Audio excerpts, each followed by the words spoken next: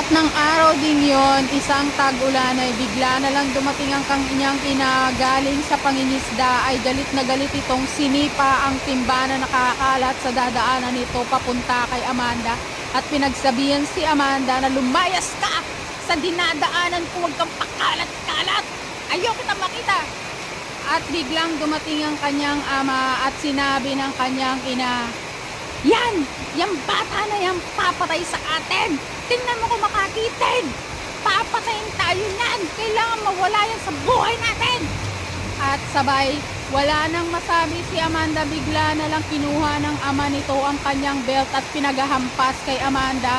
Rinig na rinig ni Amanda ang tama ng bakal, ang pagtama ng bakal sa kanyang ulo, ang pagtama ng bakal ng sinturon ng kanyang ama sa kanyang buong katawan, at nananakit na ang katawan ni Amanda. Wala siyang nasabi kundi ang katagang, "Tama na tay, nasasaktan na po ako, hindi ko na po kaya. Parang awa niyo na, ano po bang kasalanan ko? Tigilan niyo na po yan tay, ayoko na. Parang awa niyo na." At bigla na lang natumba si Amanda sa lupa at nawala ng malay.